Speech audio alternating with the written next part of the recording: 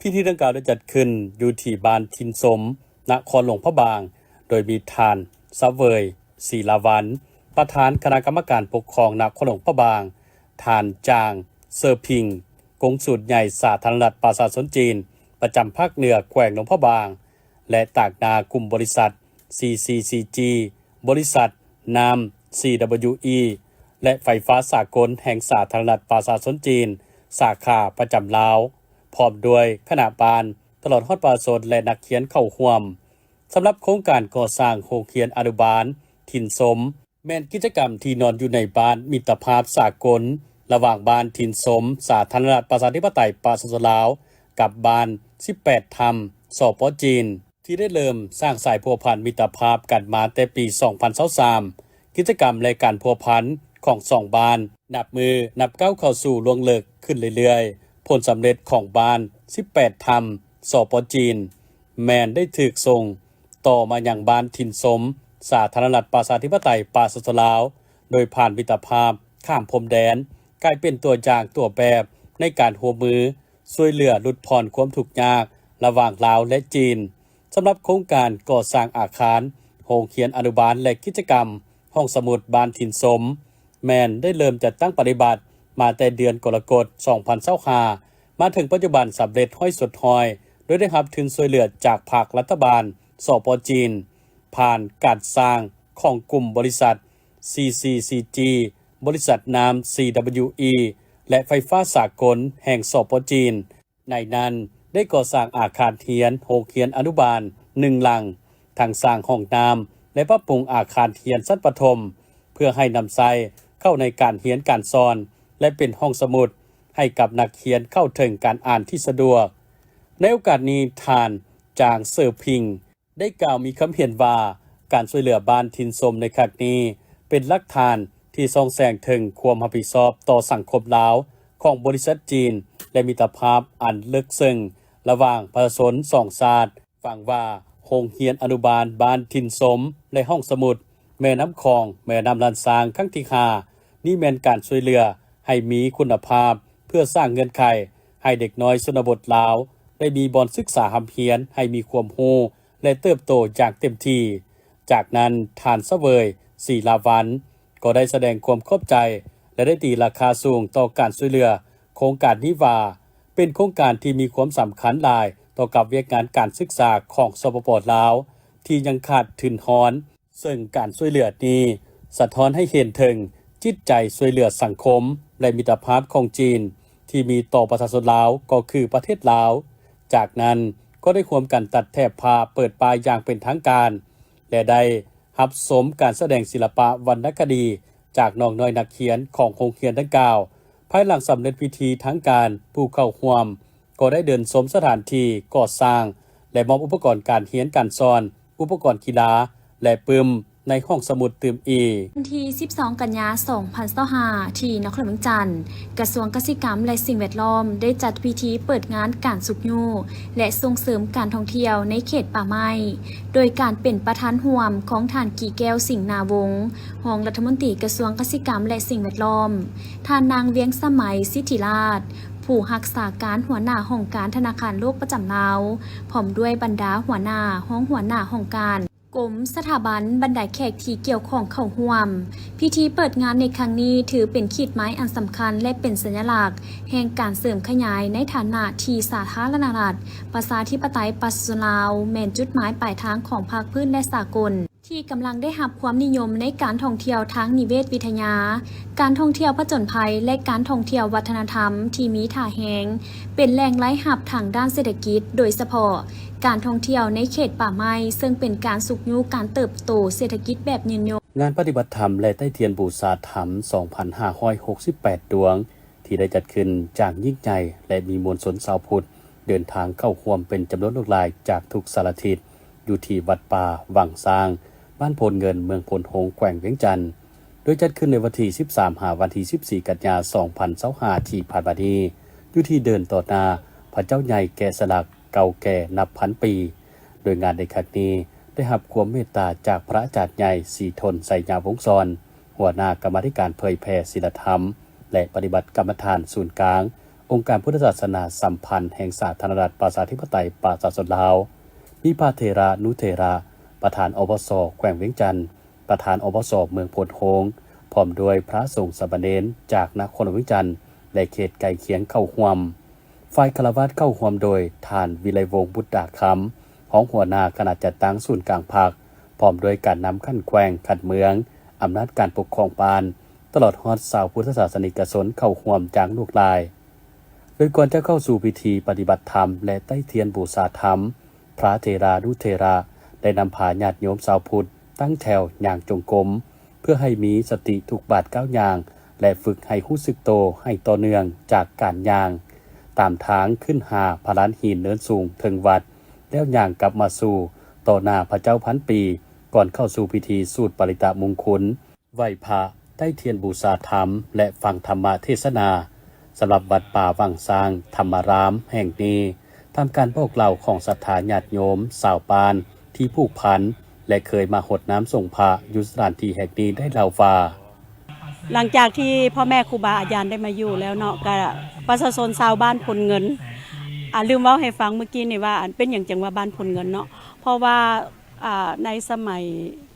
ปลดปล่อยมาแล้วมีทหารเนาะทหารเพิ่นอพยพลงมาแล้วบ่มีบ่อนอยู่แล้วเพิ่นก็แบ่งให้เป็นบ้านพลเงินเนาะแล้วเป็นบ้านพลเงินที่ว่ามาขึ้นกับวังสร้างก็ขึ้นกับบ้านพลเงินเนาะก็เลยกลายเป็นว่าวังสร้างบ้านพลเงินเนาะบ่แม่นวังสร้างนาแพงแล้วเพราะว่าแบ่งเขตกันแล้วเนาะหลังจากที่พ่อแม่ครูบาอาจารย์มาอยู่แล้วก็ถือว่าพัฒนาหลายแล้วก็ได้ข้าวให้ออกตนญาติโยมผู้มีจิตศรัทธาเนาะผู้เลื่อมใสในพุทธศาสนาก็ได้เพิ่นก็ได้มาหลายเนาะเกือบอยากว่าทั่วโลกได้เนาะเกือบอยากว่าทั่วโลกบ่แม่นแต่ชาวลาวเฮาเพราะว่าสื่อของเฮาก็ออกไปทั่วโลกเนาะก็เห็นหลายชาติเข้ามาเพิ่นก็พากันมาท่องเที่ยวแล้วก็ขอบใจในทุกท่านบ่ว่าจะเป็นนักข่าวบ่ว่าจะเป็นออกตนญาติโยมที่มีจิตศรัทธาที่เข้ามาในวัดวังสร้างแห่งนี้มาช่วยกันบูรณะสร้างสาให้เจริญรุ่งเรืองเนาะข้าพเจ้าในนามประชาชนผู้หนึ่งเนาะที่ฮักและก็ศรัทธาในสถานที่แห่งนี้ขอตั้งหน้าให้ชาวบ้านพลเงินชาวบ้านนาแพงและก็บ้านอ้อมข้างของเมืองพลโฮงแขวงเวียงจันทน์ขอขอบใจนำญาติธรรมทางไกลและไกลที่ได้เข้ามาช่วยเหลืออุ้มสูเนาะอุปถัมภ์คำสู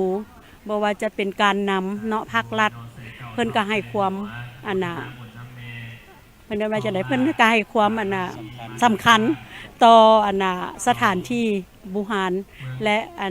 ครูบาอาจารย์เนาะอันนี้ข้าพเจ้าก็ขอขอบใจและขออวยพรให้ท่านทั้งหลายจงมีสุขภาพแข็งแรงเนาะขอให้พบแต่สิ่งดีๆปรารถนาสิ่งใดให้ได้สมความมุ่งมา่ปรารถนาเนาะให้พบในทางโลกและทางธรรมเนาะสาธุขอบใจวัดป่าวังซางธรรมารามแม้นเป็นวัดที่พร้อมสร้างใหม่โดยมีพระอาจารย์สมบูรณ์วีระวงศ์เป็นเจ้าในการวัดนำพาสร้างศาสตร์ได้เพียง1 พรรษาและยังต้องสร้างศาสตร์พัฒนาหลายจางเพื่ออำนวยความสะดวกแก่พระสงฆ์สามเณรและญาติโยมที่มาทำบุญปฏิบัติธรรมปัจจุบันพระสงฆ์สามเณรจำนวนหลายองค์ที่ประจำอยู่วัดแห่งนี้แม้นยังดำรงชีพแบบธรรมชาติปราศจากไฟฟ้าและน้ำประปาเนื่องจากว่าเป็นวัดป่าที่ตั้งอยู่ห่างจากหมู่บ้านท่ามกลางภูผาป่าไม้ที่อุดมสมบูรณ์ในขณะนี้นอกจากการปฏิบัติธรรมแล้วคือความตั้งใจของพระอาจารย์ร่วมกับการจัดตั้งบ้านเนาะสำคัญกับบ้านพลเงินเมืองพลโฮงเท่าแก่แนวโฮมลิงเห็นถึงความสำคัญและก็จำเป็นเพื่อการอนุรักษ์รักษาฮีตของประเพณีวัฒนธรรมอันเก่าแก่เนาะจึงได้ตั้งกองบุญเพื่ออุทิศหาบรรพบุรุษเนาะอุทิศหาบรรพบุรุษผู้ที่ได้เสียสละผู้ที่ได้เสียสละสติปัญญาเนาะเสียสละเหงื่อแหงโอกาสต่างๆแกะสลักพระพุทธรูปอันศักดิ์สิทธิ์อยู่ในนี้ก็ดีหรือว่าได้มีบุญสัมพันธ์กับสถานที่นี้ก็ดีเนาะพร้อมทั้งกับสรรพสัตว์ทั้งหลายจึงได้ตั้งใจเจตนาตั้งกองบุญเพื่อเป็นการอุทิศถึงคุณของผู้มีพระคุณนอกจากตั้งกองบุญอุทิศหาบรรพบุรุษแล้วคือความตั้งใจของพระอาจารย์ก็คือ ได้ใต้เทียนเนาะใต้เทียนบูชาธรรมเนาะเป็นการบูชาคุณพระพุทธคุณพระธรรมคุณพระสงฆ์เนาะณสถานที่เนื่องจากว่าสถานที่วัดป่าวังซางเฮานี้ยังบ่ทันมีไฟฟ้าเนาะยังเป็นสถานที่ปราศจากเครื่องทันสมัยเนาะซึ่งปัจจุบันนี้เฮาก็อยู่แบบธรรมชาติ1 ปีผ่านมาพระอาจารย์พร้อมด้วยญาติโยมพร้อมด้วยสามเณรเนาะแล้วก็อยู่ในสถานที่แห่งนี้นี่ถือว่าเป็นบ่มีไฟฟ้าแต่ก็อยู่ด้วยใจเนาะฉะนั้นจึงได้เห็นถึงความสำคัญในการใต้เทียนเพื่อเป็นการบูชาธรรมและก็เสริมดวงชะตาราศีเนาะเสริมบุญเสริมบารมีให้กับออกตนญาติโยมซึ่งอาตมาภาพมีความตั้งใจอยากจะให้เป็นบุญอันสูงของผู้ที่ได้มาร่วมบุญในครั้งนี้ท้ายที่สุดนี้เนาะก็ขอไว้ใช้ให้พรกับพ่อแม่ครูบาอาจารย์ทุกอาจทุกองค์ที่ได้เมตตามาร่วมในงานนี้และก็ร่วมฟังคลิปนี้เนาะและก็ขอไว้ใช้ให้พรกับออกตนญาติโยมพุทธบริษัททั้งหลายที่ได้พากันร่วมเป็นส่วนหนึ่งในการน้อมถวายเทียนเนาะเพื่อเป็นพุทธบูชาธรรมบูชาสังฆบูชาและก็ได้พร้อมกันมาตั้งใจปฏิบัติศีลปฏิบัติธรรมก็ขอความงอกงามในชีวิตจงเกิดมีแด่ออกตนญาติโยมเจ้าภาพเจ้าศรัทธาทุกผู้ทุกคนขอให้มีแต่ความสุขความเจริญด้วยบุญด้วยบารมีด้วยกันทุกคนเถิดสาธุ หลังจากใต้เทียนบูชาธรรมและร่วมปฏิบัติธรรมในค่ำคืนของวันที่13 กันยายน 2025 แล้ว ต่อมาในตอนเช้าของวันที่14 กันยายนชาวพุทธยังได้เดินทางไปทำบุญโดยเฉพาะแม่นร่วมตักบาตรและถวายกองบุญแด่พระสงฆ์หมู่ใหญ่รวม89 องค์เพื่อนำวัตถุปัจจัยไปสร้างสร้างพัฒนาวัดให้กลายเป็นจุดรวมทางจิตใจของชาวพุทธและกลายเป็นจุดหมายปลายทางอีกจุดหนึ่งของนักท่องเที่ยวที่ติดพันกับการท่องเที่ยวทางด้านวัฒนธรรมในอนาคต การรายงานของเจ้าหน้าที่ประจำอยู่จุดกวดกา3 แยกบ้านหาดงามเมืองคอบแขวงสยามบุรีได้ให้ฮู้ว่าในเวลา 6:30 นาทีของวันที่10 กันยายน 2025 ผ่านมานี้ได้ปรากฏเห็นรถบรรทุก12 ล้อยี่ห้อเจฟานสีน้ำตาลบ่มีป้ายทะเบียนมุ่งหน้ามาแต่เมืองปากท้าแขวงบ่อแก้วมาฮอดจุดกวดกาทางเจ้าหน้าที่จึงได้ส่งสัญญาณให้จอดรถเพื่อทำการกวดกาแต่รถคันดังกล่าวแม่นบ่ให้ความร่วมมือและได้ขับผ่านเข้ามาทางเมืองคอบดังนั้นเจ้าหน้าที่จึงได้ใช้รถจากไล่น้ำหลังมาพร้อมทั้งประสานหาคณะผักคณะบรรษากองบัญชาการป้องกันความสงบเมืองคอบและสมทบกับกำลังที่ประจำอยู่แต่ละจุดให้ติดตามกฎกาจึงพบเห็นรถคันดังกล่าวจอดอยู่จุด3 แยกบ้านม่วงดอนมูลเมืองคอบแขวงสยามบุรีภายหลังที่เจ้าหน้าที่ได้ไปฮอดผู้เกี่ยวมันได้โดดลงจากรถแล้วเอาตัวหลบหนีเข้าป่าซ่าบ้านม่วงดอนมูลจากนั้นเจ้าหน้าที่ป้องกันความสงบเมืองคอบจึงได้สมทบกับกำลังทหารเมืองขอ105ง418ไล่ซอกหาจนฮอดเวลา 13:40 นาทีจึงกักตัวเป้าหมายได้1 คนสื่อเท่าครัวย่างอายุ28 ปีอาชีพประชาชนเสื้อสัตว์ลาวสัญชาติลาวเผ่ามงศาสนาพี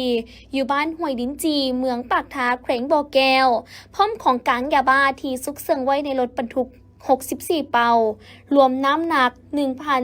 1,490 กว่ากิโลกรัมเท่ากับ12 ล้านกว่าเม็ดพร้อมกับรถบรรทุก12 ล้อบ่มีป้ายทะเบียนยี่ห้อเจฟานสีน้ำตาล1 คันและโทรศัพท์มือถือ2 เครื่องผ่านการสืบสวนเบื้องต้นของเจ้าหน้าที่เห็นว่ารถบรรทุกคันดังกล่าวแม้นจะขนส่งยาบ้าแต่แขวงบ่อแก้วไปส่งให้ลูกค้าอยู่ที่นครหลวงเวียงจันทน์หลังจากที่บรรดาผู้เข้าประกวดได้ร่วมเฮ็ดกิจกรรมถ่ายแบบแสดงความสามารถโชว์ความคิดสร้างสรรค์และพัฒนาผ่านการเก็บตัวร่วมกับโครงการม้าหลายเดือนจนได้ให้หลายน้องผู้เข้าประกวดได้มีความมั่นใจและนำมาแสดงโชว์ถึงเวทีในมือฮอบตัดสินหรือฮอบไฟนอลที่จัดขึ้นในวันที่14 กันยายน 2025 อยู่ที่นครหลวงเวียงจันทน์โดยในฮอบนี้ทั้งสาวหมายเลขที่เข้าประกวดทั้งหญิงและชายไม่ได้ย่างโซถึงเวทีให้บรรดาคณะกรรมการและแขกกิตติมศักดิ์รวมไปถึงกองเชียร์ได้ขับสมและเห็นถึงความสามารถมาในหลายรูปแบบผ่านสุดที่สวมใส่จากห้องเสื้อ และผู้ที่ให้การสนับสนุนจนสามารถเรียกเสียงฮองจากกองเสียร์อย่างคึกคืนมวลซืนก่อนจะนำไปสู่การลงคะแนนและตัดสินเอาผู้ชนะเลิศหรือ The Winner Face of Lao 2025ทั้ง2คนประกอบมี FOL สูตร2เท่าอินทรีเหลืองวิหารหรือ C และ FOL 15นางจินดาจันมุนีหรือเมได้รับตำแหน่งเป็น The Winner Face of Lao 2025และทั้งเป็นตัวแทนนายแบบและนางแบบจากประเทศลาวไปเข้าร่วมแข่งขันในเวทีเอเชียโมเดลเฟสติวัลที่ประเทศเกาหลีใต้ซึ่งท่านนางตอดลีนาผู้อำนวยการโครงการประกวด Face of Lao ได้ให้สัมภาษณ์ว่าโครงการ Face of Lao แม้นเป็นโครงการที่คัดเลือกเอาผู้ที่มีความมั่นใจตั้งใจ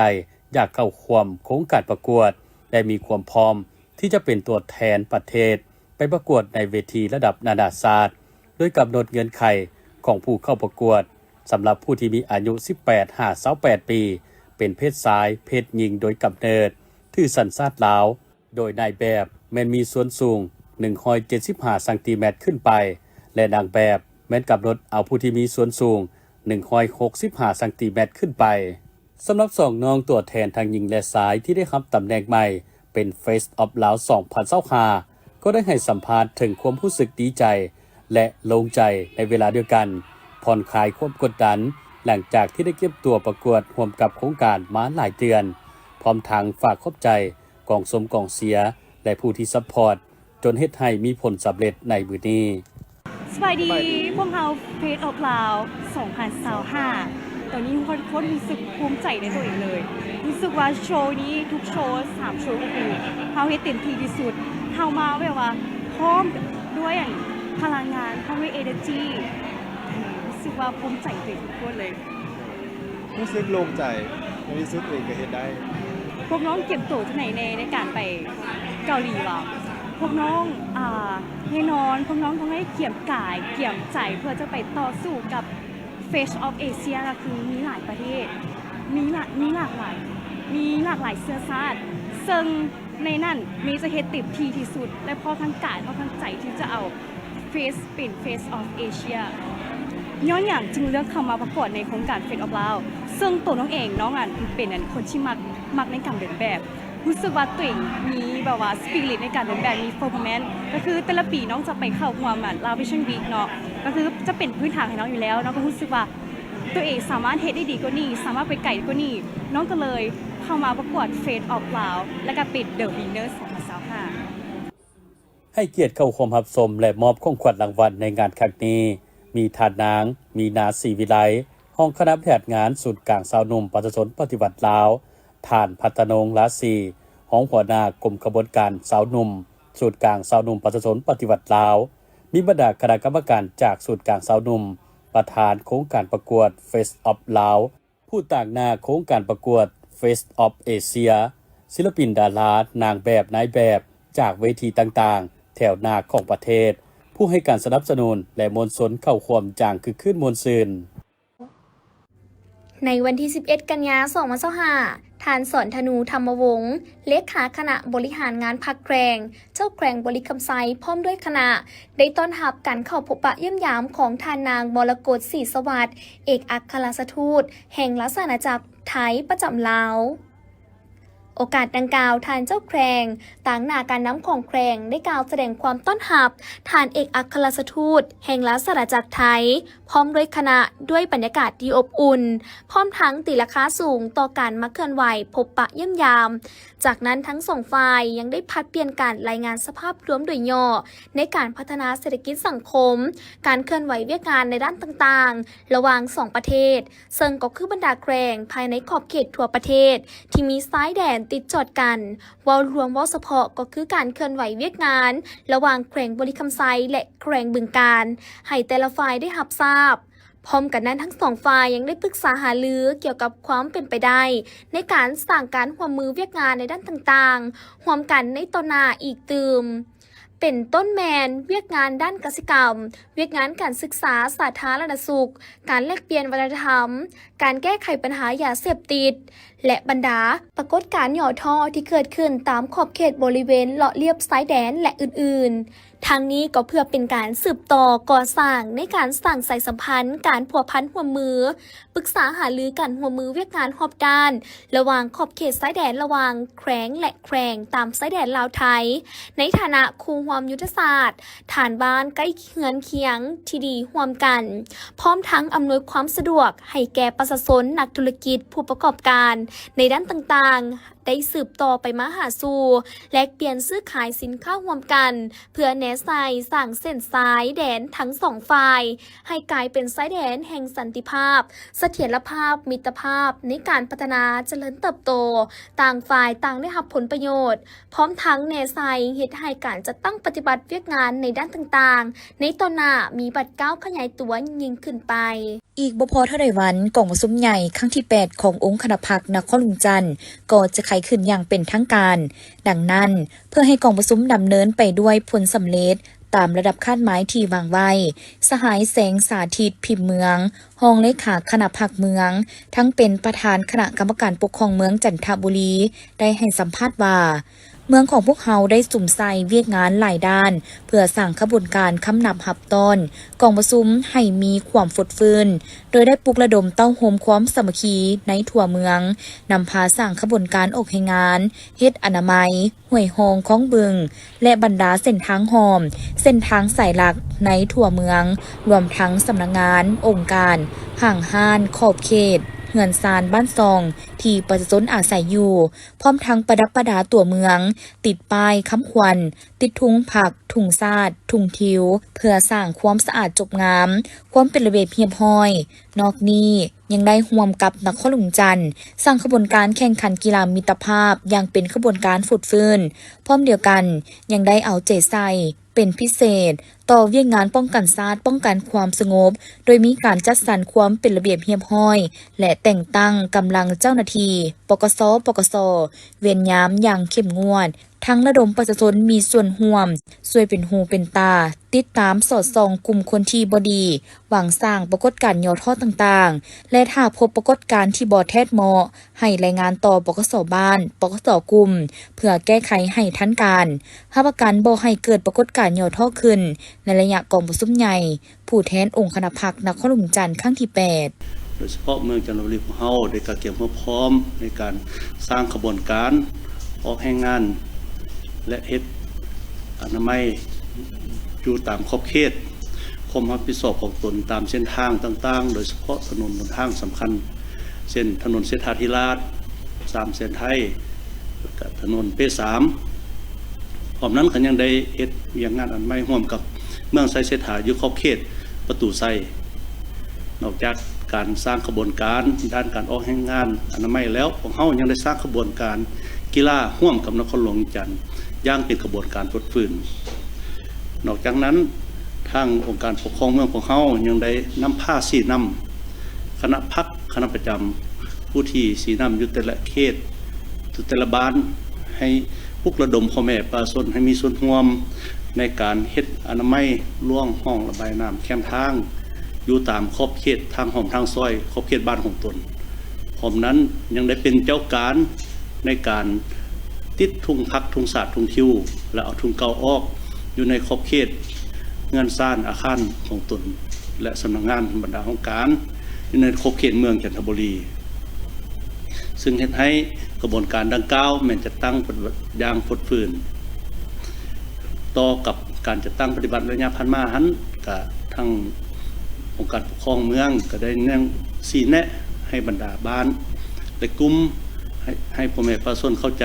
ถึงอย่างงานป้องกันศาสตร์ป้องกันความสงบโดยเฉพาะให้ประชาชนอยู่ในแต่ละบ้าน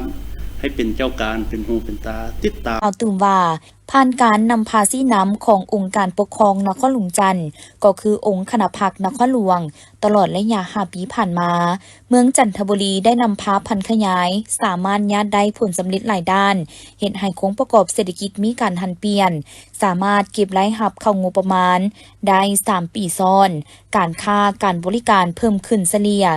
14.19 ส่วนห้อยกว่าเอา 76.38 ส่วนห้อยของ GDP การลงทุนของภาครัฐและ เอกชนทั้งภายในและต่างประเทศ มีท่าเอียงเพิ่มขึ้นเรื่อยๆพร้อมดึงดูดนักท่องเที่ยวได้1,300,000 กว่าเทื่อคน นอกจากนี้ยังสุกยูส่งเสริมบรรดาโรงงาน การผลิตเป็นสินค้า เพื่อจำหน่ายให้นับมือนับหลายขึ้น พร้อมทางปลุกระดมประชาชนมีส่วนร่วมสร้างทางห้อมนำพาพัฒนาอย่างต่อเนื่อง ยังได้ระดมพ่อแม่ประชาชนเฮ็ดทางห้อมทางซอยในขอบเขตบ้านของตนด้วยทุนของพ่อแม่ประชาชนได้42 เส้นทางรวมมูลค่าเป็นเงินก็25ตื้อกว่ากีบอัน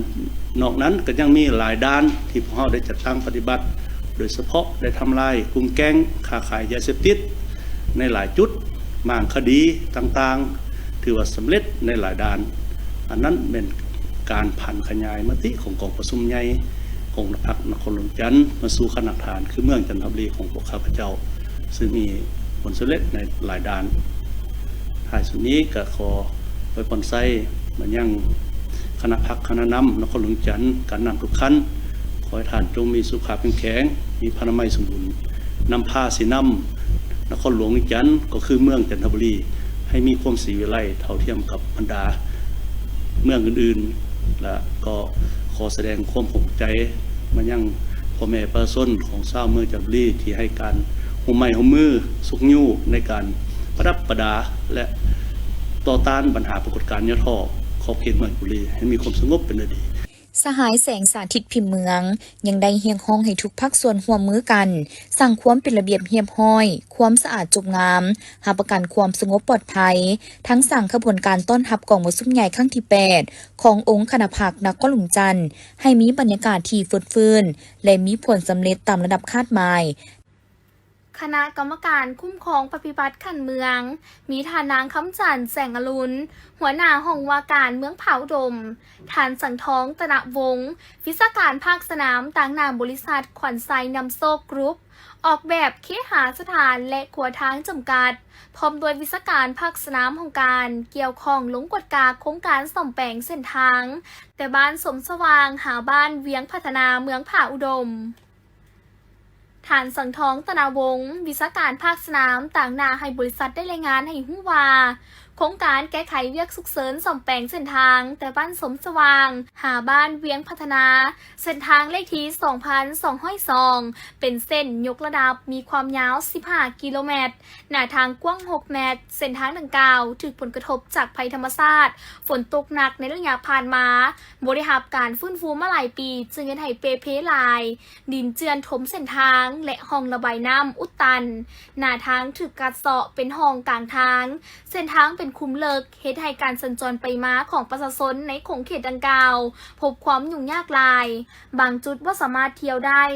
เส้นทางสายนี้ยังเป็นเส้นทางสายหลักในการเดินทางไปมาระหว่างเมืองหาบ้านและเป็นเส้นทางที่นักเรียนเที่ยวมาโรงเรียนเป็นประจำดังนั้นจึงมีความจำเป็นในการก่อสร้างซ่อมแปลงเส้นทางให้มีความสะดวกในการไปมาหาสู่ของประชาชนภายในเมืองหาต่างเมืองและเป็นเส้นทางขนส่งผลผลิตสินค้าของประชาชนจากเขตนอกเข้าสู่ตัวเมืองคาแครงเพื่อให้เศรษฐกิจดีขึ้นประชาชนมีรายรับเพิ่มขึ้นตามบุริมสิทธิ์ของเมืองหาแครงที่เฮ็ดให้บ้านมีเส้นทางเที่ยวได้ตลอดปีและสะดวกว่องไวบริษัทได้เริ่มเอากลจักรเข้าแก้ไขซ่อมแปลงเส้นทางดังกล่าวแต่วันที่17 สิงหาจนฮอดวันที่ 9 กันยายน 2025จึงสำเร็จตามแผนที่ได้วางไว้ในเบื้องต้นซึ่งประกอบมีหน้าเวียกในนี้ยกย้ายดินเจือนจกห้องระบายน้ำด้วยกลจักรจกดินเปื้อนออกจากพื้นทางถมหินแห่หรือหินพูวางท่อขนาด60และ80ซนการซ่อมแปลงเส้นทางครั้งนี้แมนการแก้ไขสุกเสริญประจำปี2025รวมมูลค่าการก่อสร้างทั้งหมด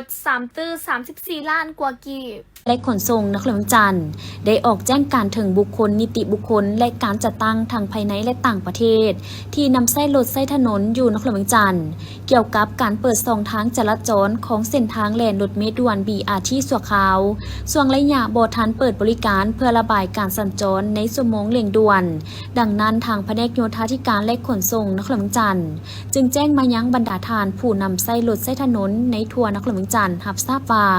เพื่อเป็นการระบายการสัญจรแออัดอำนวยความสะดวกให้แก่สังคมและแก้ไขปัญหารถติดในชั่วโมงที่เร่งด่วนในแนวทางของเส้นทางแล่นรถเมล์ด่วน BRT จำเป็นต้องได้เปิดช่องทางจราจรของเส้นทางแล่นรถเมล์ด่วนสั่วขาวส่วงระยะบ่ทันเปิดบริการคือ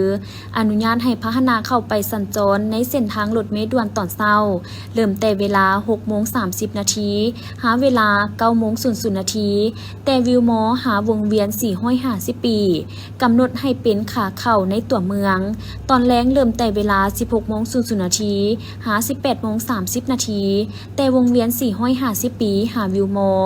กำหนดให้เป็นขาออกนอกเมืองข้อห้ามนอกจากเส้นทางและเวลาที่อนุญาตให้พาหนะสัญจรในเส้นทางรถเมล์ด่วนที่กล่าวมาข้างเทิงนั้นแล้วแม่นห้ามเด็ดขาดบ่ให้พาหนะทุกประเภทเข้าไปสวมใส่เส้นทางดังกล่าวโดยเด็ดขาดห้ามผู้ขับขี่ปีนข้ามก้อนขอบทางของแล้วเส้นทางรถเมล์ด่วนหรือห้ามต่ำเครื่องหมายจราจรต่างๆสำหรับมาตรการจัดตั้งปฏิบัติต่อผู้ละเมิดกรณีถ้าหากพบเห็นบุคคลนิติบุคคลและการจัดตั้ง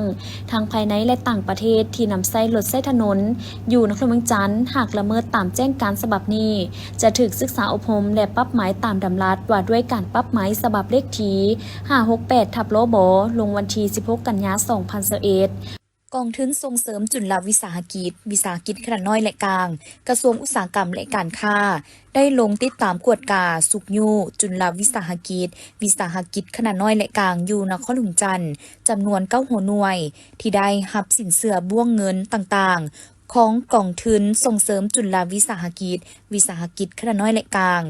โดยผ่านธนาคารไสงอนเถื่องตินลาว3หัวหน่วยธนาคารเวียดตินลาว2หัวหน่วยและธนาคารร่วมธุรกิจลาวเวียด4หัวหน่วยผู้ประกอบกิจการแม่หญิง6หัวหน่วยในแขนงกสิกรรม3หัวหน่วยแขนงหัตถกรรม2หัวหน่วยและแขนงอุตสาหกรรมปรุงแต่ง4หัวหน่วยการลงติดตามในครั้งนี้เพื่อกำได้สภาพการนำไส้เงินกู้โดยเฉพาะแมนผลได้รับของการนำไส้เงินกู้เห็นได้ธุรกิจตัวจริงพร้อมทั้งข้อสะดวกข้อยุ่งยากและข้อเสนอในการดำเนินธุรกิจทั้งนี้ก็เพื่อรับประกันการนำไส้เงินกู้ยืมถูกต้องตามจุดประสงค์และเป้าหมายผ่านการลงติดตามครั้งนี้ได้เห็นว่าจุลวิสาหกิจขนาดน้อยและกลางส่วนหลายได้นำไส้ทุนถูกต้องสอดคล้องกับระเบียบการและสามารถต่อยอดธุรกิจขยายกิจการและผลิตเป็นสินค้าสนองตลาดภายในได้พอสมควรซึ่งเห็นได้มักผลคือวิสาหกิจประกอบกิจการเลี้ยงไก่พันไข่2หัวหน่วยสามารถผลิตไข่ไก่ได้ 1,200 แตะต่อมือหรือเท่ากับ 13,200 แตะต่อปีวิสาหกิจประกอบกิจการเลี้ยงงัวควาย1หัวหน่วยสามารถผลิตลูกงัวได้ประมาณ 17-20 ตัวต่อปีและลูกควายได้ประมาณ5ตัวต่อปี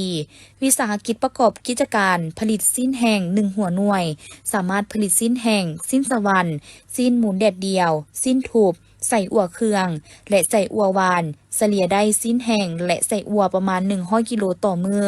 วิสาหกิจประกอบกิจการหัตถกรรมตำหูก1หัวหน่วยสามารถนำทุนที่ได้รับเพื่อนำไปจัดซื้อกี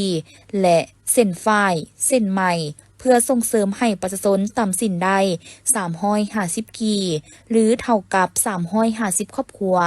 ซึ่งสามารถผลิตสินได้เฉลี่ย170หา200พื้นต่อวันวิสาหกิจประกอบกิจการผลิตเส้นข้าวเปียกสามารถผลิตเส้นข้าวเปียกได้ประมาณ300หา350กิโลต่อมื้อวิสาหกิจประกอบกิจการตัดเย็บ1หัวหน่วยได้ให้บริการตัดเครื่องทั่วไปและรับตัดเครื่องให้บริษัทและห้องการต่างซึ่งสามารถตัดเครื่องได้เฉลี่ย200หา300สุดต่อเดือนวิสาหกิจประกอบกิจการโรงสีข้าว1หัวหน่วยได้นำทุนที่ได้รับเพื่อนำไปปรับปรุงและขยายโรงสีสามารถสีข้าวได้เฉลี่ยประมาณ150ต้นต่อปีวิสาหกิจประกอบกิจการปรุงแต่งยาพื้นเมือง1หัวหน่วยได้ผลิตยาพื้นเมืองประเภทยาเม็ดยาฝุ่นและยาน้ำเพื่อเป็นยาบำรุงและเป็นยาปิ่นปัวพญาเซนสเปรย์กันยุงสาหญ้าลีแพสาหมักตูมสาขิมินสากระสายสิงทอง ลาซาบี ยาปินปัวลิซิดวง ซานอนหลับ สาปัวตับและอื่นๆในท้ายอาทิตย์ผ่านมาโรงเรียนพัฒนาได้มีการจัดการสอนวิชาศิลปะดนตรีคาบทำอีฐสำหรับน้องนักเรียนตั้งแต่ชั้นประถมจนถึงชั้นมัธยมซึ่งเห็นว่าบรรยากาศเต็มไปด้วยความตั้งใจเรียนรู้และความเบิกบานของน้องนักเรียนที่ได้เรียนไปพร้อมๆกับหมู่เพื่อนและครูสอนอย่างเป็นกันเองซึ่งการเรียนรู้ในคาบนี้บ่เพียงแต่ให้น้องๆเกิดความรู้และทักษะใหม่ๆในด้านดนตรีแต่ยังเป็นการสร้างความสามัคคีและการเฮ็ดเวียกร่วมกันระหว่างนักเรียนกับครูสอนพร้อมกันนั้นครูสอนยังได้เน้นหนักให้น้องๆนักเรียนทุกคนจงมีความดุมันตั้งใจเรียนรู้และเอาใจใส่การเรียนแบบนี้อย่างสม่ำเสมอเพื่อให้การเรียนวิชาดนตรีเป็นพื้นฐานสำคัญในการพัฒนาตนเองและความสามารถในอนาคตพิธีดังกล่าวได้จัดขึ้นอยู่ที่ห้องประชุมองค์การกาแดงแขวงหลวงพระบางโดยการให้เกียรติมอบของสหายไสนครสุทธิดาประธานสาพันธ์กรรมบาลแขวงรับโดยสหาย4,000 คูณทอนประธานกรรมบาลหากฐานองค์การกาแดงแขวงหลวงพระบางมีสหายคำสวัสดิ์ห้องเลขาหน่วยภาคองค์การกาแดงแขวงหลวงพระบางแขกถึกเสริญพร้อมโดยสมาชิกเข้าร่วมหากฐานสาพันธ์กรรมบาลองค์การกาแดงแขวงหลวงพระบางมีสมาชิกกรรมบาลทั้งหมด28สหายหญิง18สหายประกอบมี4คะแนนที่ขึ้นกับองค์การกาแดงแขวงผ่านการจัดตั้งปฏิบัติก็แข่งขัน5เป็นเจ้าผลปรากฏว่าเป็นเจ้าการฝึกฝนหล่อหลอมทางด้านการเมืองแนวคิดบรรลุ99ส่วนหอยเป็นเจ้าการปฏิบัติกฎหมายและระเบียบการของรัฐได้ห้อยส่วนหอยเป็นเจ้าการพัฒนาตนเองและการจัดตั้งได้99ส่วนหอยเป็นเจ้าการปกครองสิทธิ์และผลประโยชน์อันชอบธรรมได้100ส่วนหอยและเป็นเจ้าการปฏิบัติหน้าที่วิสาสะพออย่างประดิษฐ์สร้างปฏิบัติได้99ส่วนหอยผ่านการเข้าร่วมกระบวนการแข่งขัน5เป็นเจ้าของสมาชิกกรรมบาลทาง28สหายสามารถตีราคาบุคคลประเภท1ได้ทั้งหมด28สหายเท่ากับ100ส่วนหอยในพิธียังได้มีการมอบใบยั่งยืนกรรมบาล5เป็นเจ้าและทุงใส่ดำนาให้เกียรติมอบโดยสหายไสนครสุทธิดาประธานสาพันธ์กรรมบาลแขวงพร้อมทั้งมีคำโอลมให้ทิศสีน้ำและเข้าร่วมลั่นคอง9บาทเปิดปลายขบวนการแข่งขัน5เป็นเจ้าอย่างเป็นทางการพิธีจัดขึ้นในท้ายอาทิตย์ผ่านมานี้โดยการเป็นประธานร่วมของทานคำลาสีดวงใสเลขาคณะบริหารงานพรรคเมืองคูนทานมนตรีศรีอุดมหัวหน้าแผนกยุติธรรมแขวงเสียงหวงมีคณะรับผิดชอบสุดฝึกอบรมกฎหมาย45วันบรรดาทานต่างหน้าจากห้องการอ้มขังเมืองผู้อาจารย์นายบ้านห้องนายบ้านและสมณกรที่มาจาก12บ้านเป้าหมายเข้าร่วมท่านจันทวงศ์มณีจันทร์หัวหน้าหน่วยงานจัดตั้งปฏิบัติคำตัดสินของศาลต่างหน้าห้องการยุติธรรมเมืองคูนพร้อมด้วยคณะได้ขึ้นผ่านข้อตกลงของทานเจ้าเมืองว่าด้วยการอนุมัติเปิดฝึกอบรมกฎหมายขั้นพื้นฐานระบบบำรุง45วันข้อตกลงว่าด้วยการแต่งตั้งคณะรับผิดชอบชี้นำขันเมืองผู้อาจารย์และกองเลขารับผิดชอบเวียกงานฝึกอบรมกฎหมายขั้นพื้นฐานระบบบำรุง45วันและแผนการฝึกอบรมกฎหมายขั้นพื้นฐานระบบบำรุง45วันสุดที่4ปี2025ของห้องการยุติธรรมเมืองคูนซึ่งมีผู้เข้าร่วมฝึก39คนหญิง15คนและจะได้ปฏิบัติตามหลักสูตรที่สถาบันยุติธรรมแห่งชาติวางออกซึ่งประกอบมี34วิชา 22.5 หน่วยกิจ360ชั่วโมงใช้เวลาเรียน45วันเริ่มเรียนตัวจริงแต่วันที่11กันยายน2025เป็นต้นไปและคาดว่าจะสำเร็จในต้นเดือนพฤศจิกายน2025ภายหลังสำเร็จการฝึกอบรมจะได้รับใบยั่งยืนจากสถาบันยุติธรรมแห่งชาติการฝึกอบรมกฎหมายในครั้งนี้แม่นเพื่อให้พนักงานกำลังป้องกันชาติป้องกันความสงบและรักฐานบ้าน12บ้านในเทศบาลเมืองได้รับรู้เข้าใจความหมายความสำคัญรับรู้สิทธิและพันธะของตนปกป้องสิทธิและผลประโยชน์อันชอบธรรมของชาติของประชาชนบรรดาเผ่าเป็นพื้นฐานในการเฮ็ดหน้าที่ชี้นำพาการคุ้มครองรัฐพร้อมนั้นก็เป็นการสร้างสติเคารพรัฐธรรมนูญและกฎหมายโดยเริ่มแต่รักฐานบ้านขึ้นไปการเรียนการสอนแม่นถือเอาการสนทนาแลกเปลี่ยนระหว่างครูอาจารย์และผู้เข้าร่วมฝึกอบรมเป็นหลักและการประเมินผลเพื่อรับประกันทางด้านปริมาณและคุณภาพ